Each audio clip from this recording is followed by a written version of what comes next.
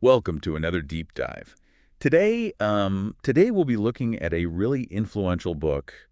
It's called One-Dimensional Man by Herbert Marcuse. Yeah, it's a bit of a challenging read, but Yeah. definitely worth it, I think, especially for understanding our modern world. Right. Yeah. Yeah, and this is one that I know a lot of our listeners have been asking about. Yeah, it's a classic. So this book, it explores this idea of a one-dimensional society, Yeah. and that sounds kind of ominous. It is a little bit, yeah. But so what exactly does Marcuse mean by that? So basically, he's arguing that advanced industrial societies like ours create this kind of reality where everything gets flattened and simplified, where critical thinking and real dissent are kind of suppressed. Okay, so it's like we're all being pushed towards the same way of thinking, the same values, Yeah. the same kind of lifestyle. Yeah, and it's not always through like overt force or coercion. It's more about this subtle kind of manipulation of our needs and desires. So how does that happen? How do we get manipulated into this one-dimensional thinking? Well, Marcuse points to a few key factors. One is the role of technology. Okay. He argues that technology, while it can be a powerful tool, can also be used to control and manipulate us. That makes sense. Yeah. You know, we're constantly bombarded with new gadgets and devices, and it's easy to get caught up in this cycle of consumption, always wanting the next best thing. Exactly. And that's part of the problem. We become so focused on these material desires, on keeping up with the Joneses, that we lose sight of bigger questions about the meaning of life, about alternative ways of living. So it's not that technology is inherently bad, Right. but the way it's integrated into our lives, the way it shapes our values and our desires, that can be problematic. Exactly. He uses this term technological rationality to describe this phenomenon where we come to see the world through this very narrow lens of efficiency and productivity, and we start to think that technology can solve all our problems. And of course it can't, right? There are so many human problems that technology just can't address. Exactly. And in fact, sometimes technology actually creates new problems or exacerbates existing ones. Yeah, that's something we've seen a lot in recent years. So this idea of technological rationality, it's kind of scary when you think about it. It's like we're losing our ability to think critically, to question the status quo, to imagine different ways of being. And that's exactly what Marcuse is worried about. Okay, so technology is one factor that contributes to this one-dimensional society. What else does Marcuse point to? Well, another key factor is consumerism. He argues that in advanced industrial societies, we're constantly bombarded with advertising and marketing messages that tell us what to buy, what to wear, how to look, how to be happy. And all of this is designed to keep us consuming, to keep the economy growing. So it's like our desires are being manufactured for us, Yeah, basically. and we're encouraged to express our individuality through our consumption choices. Right. Buy this product and you'll be unique, you'll stand out. But of course, everyone's getting the same message, so it's a kind of false individuality. That's a really interesting point. It's like this paradox of consumerism. We're told to be unique, but we're all being pushed towards the same things. Exactly. And Marcuse argues that this constant focus on consumption actually prevents us from developing our true human potential, from exploring deeper forms of meaning and fulfillment. It's like we're being kept distracted and entertained. Yeah, and complacent. Right, complacent. Yeah. So we don't start asking those bigger questions about the system itself. Exactly. And I guess that's the whole point of this Mhm. one-dimensional society, right? To keep people from challenging the status quo. Right. And Marquise actually has this really chilling quote about this. He says, totalitarian is not only a terroristic political coordination of society, but also a non-terroristic economic technical coordination, which operates through the manipulation of needs by vested interests. Wow, that is chilling. It's like he's saying we're not controlled by fear, but by our own desires. Desires that are being manipulated by the system. Precisely. The system whispers in our ears, tells us what to want, what to buy, what to think. And we often don't even realize it's happening. Okay, so that's a pretty bleak picture so far. Yeah, it is a little bit, but there's more to it than that. Well, I'm definitely intrigued and a little bit scared. But before we get too deep into the darkness, wouldn't a force like the working class naturally push back against this kind of control? I mean, historically, haven't they been the ones to challenge the status quo? That's a great question, and that's where Marcuse throws us another curveball. He argues that in advanced industrial societies, the working class is increasingly integrated into the consumerist system, which actually weakens their revolutionary potential. So instead of being a force for radical change, they become pacified by consumer goods and the promise of upward mobility.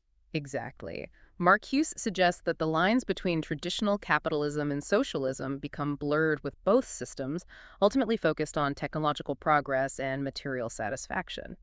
Think of the way both China and the US, despite their different political systems, are both obsessed with economic growth and technological advancement. Right, okay. So even systems that were once seen as radically opposed to capitalism can get sucked into this one-dimensional logic. That's really interesting. So if the traditional forces of opposition are weakened, what hope is there? Does anyone escape this one-dimensional trap? That's where Marquise's analysis of culture gets really interesting. He argues that even higher culture, traditionally a space for critique and dissent, gets absorbed and neutralized by the one-dimensional society. Wait, oh no, you're saying art, literature, music, they all lose their power to challenge the status quo. How does that even work? Well, he points to a process he calls repressive desublimation. Repressive what? Repressive desublimation. It's a mouthful, I know. No. But think of it this way. Instead of our deepest desires and frustrations finding expression in art or activism, they get channeled into harmless outlets, often consumerism or shallow entertainment. So it's like we're given just enough freedom of expression to blow off steam, but not enough to actually threaten the system? That's a great way to put it. We get our fix of rebellion through, reality TV and blockbuster action movies. But it's all carefully contained, packaged, and ultimately harmless to the powers that be. Okay, can you give me a real-world example? I'm having a little trouble wrapping my head around this. Sure. Think about the way sexuality is portrayed in classic literature compared to, say, a modern beer commercial. Yeah.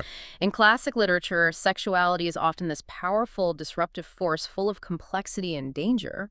But in a beer commercial, it's all about selling a product, about fitting into pre-packaged ideas of attractiveness and desire. It's rebellion with a wink and a smile, but with its teeth pulled out. Okay, I see what you mean. It's like our desires are being marketed back to us, stripped of their potential to challenge the status quo. Exactly. And this repressive desublimation leaves us feeling satisfied, even liberated, while actually keeping us firmly within the bounds of the system. So if even our deepest desires are being manipulated, if even our culture is being co-opted, what happens to our ability to think critically, to even recognize that we're being controlled? Well, that brings us to Marcuse's analysis of language, which is where things get really interesting and a little scary. He argues that language itself becomes one-dimensional, limiting our ability to express dissenting views. Wait, what? How can language, something so fundamental to our thinking, be used to control us? Marcuse was very insightful about how language is manipulated, especially in politics and advertising. Words are stripped of their deeper meanings and historical context. They're redefined to serve the interests of the powerful. Can you give me an example? Think about the word freedom, for example. Right. In a one-dimensional society, freedom might be redefined to mean the freedom to choose between different brands of consumer goods or the freedom to pursue individual success within the existing system. But the deeper meaning of freedom, the freedom to challenge the system itself to imagine alternative ways of living, is completely erased. So it's not just about what we're allowed to say, Right. but also about how the very meaning of words is distorted to keep us thinking within certain limits. Exactly. And this linguistic manipulation makes it incredibly difficult to even articulate, let alone challenge the deeper problems of the system. Wow, that's a bit mind-blowing. Yeah. So if we're trapped in this one-dimensional world where even our thoughts and language are constrained, is there any way out? Is there any hope of breaking free? That's where Marcuse's concept of negative thinking comes in, and that's a discussion for our next segment. Okay, you've definitely got my attention. I'm ready to dive deeper into this negative thinking business. It sounds like the key to unlocking this whole puzzle. Stay tuned, listeners. Okay, so we're back and ready to tackle this idea of negative thinking. And I have to admit, it still sounds a little bit contradictory. Yeah, I get it. It's not exactly the most intuitive concept. Right. Remember when Marcuse talks about negative thinking? He's not talking about being pessimistic or cynical or anything like that. Okay, so it's not about doom and gloom. No, not at all. It's actually quite the opposite. It's about a way of thinking that challenges the status quo, that questions the assumptions that we often take for granted. So more like critical thinking, questioning everything. Exactly. It's about looking at the world with fresh eyes, seeing the cracks in the facade and asking, what if things could be different? Okay, I like that. Especially that what if part. It feels empowering, like we have a choice. But if everything around us is pushing us toward this one-dimensional thinking, how do we even start to cultivate this negative thinking? Well, it starts with awareness. We have to become conscious of how our needs and desires are being shaped by the system. Hmm. Pay attention to the messages you're bombarded with every day, from advertising to news to social media. So becoming more media literate, more skeptical of the information we consume. Exactly. Look for the hidden agendas, the subtle manipulations, the things that are left unsaid, and don't be afraid to question everything, even things that seem obvious or natural. That reminds me of that famous Marcuse quote, "All liberation depends on the consciousness of servitude."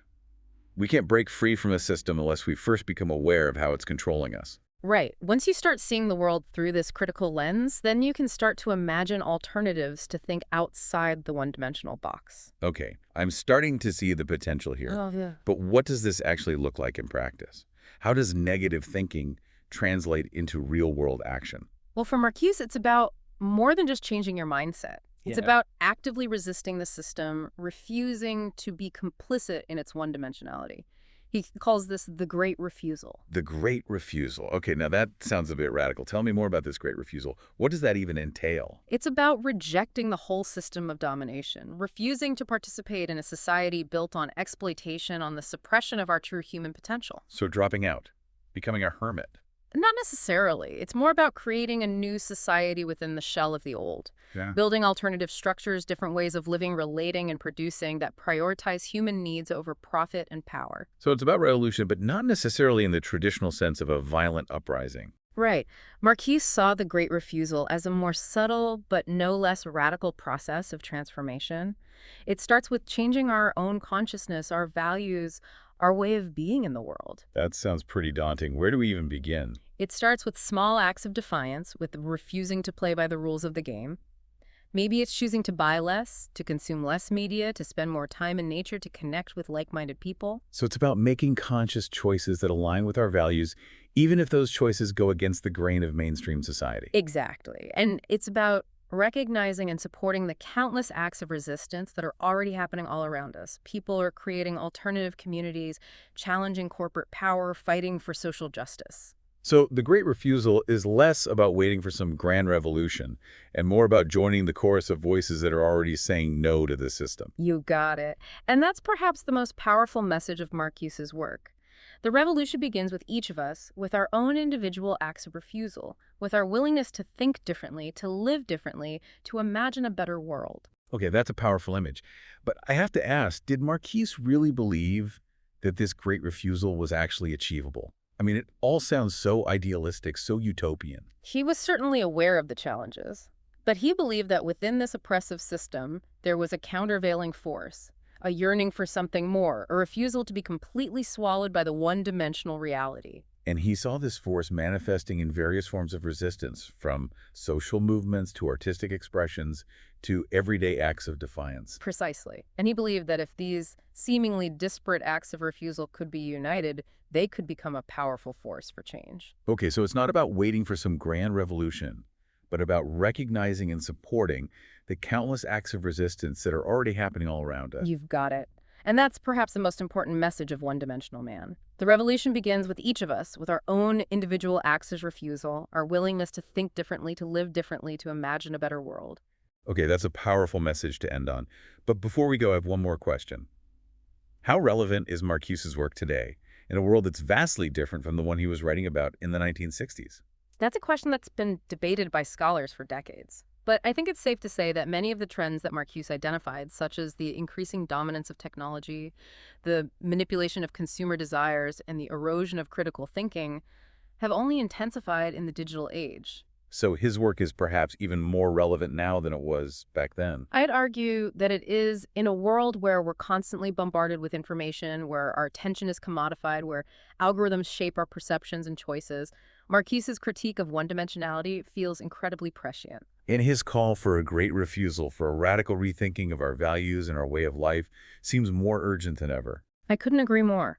Marcuse's work is a powerful reminder that we're not simply passive consumers. We're active agents with the capacity to shape our own destiny, to resist the forces of domination, and to create a more just and humane world. I couldn't agree more. Marcuse's work is a powerful reminder that we're not simply passive consumers. We're active agents with the capacity to shape our own destiny, to resist the forces of domination, and to create a more just and humane world. Okay, wow. I think I need to go back and reread One-Dimensional Man with fresh eyes and maybe spend some time exploring those avant-garde art movements we were talking about. That's a great idea, and I encourage our listeners to do the same heart. Engage with Marcuse's ideas, wrestle with them, challenge them, and see what insights they might offer into your own lives and the world around you. And don't be afraid to embrace that negative thinking. It might just be the key to unlocking your own personal great refusal, your own unique path to liberation. Well said. Okay, that was an incredible deep dive. Huge thanks to our expert for guiding us through the complexities of Marcuse's thought. And to you, dear listener, for joining us on this journey. It's been a pleasure. Remember, the conversation doesn't end here. Keep thinking, keep questioning, keep refusing, and together, let's imagine a world worthy of our deepest hopes and aspirations. And speaking of hope, that's something I want to touch on before we wrap up. You see, despite the rather bleak picture Marcuse paints of advanced industrial society, there's a thread of cautious optimism woven throughout One-Dimensional Man. Okay, so it's not all doom and gloom.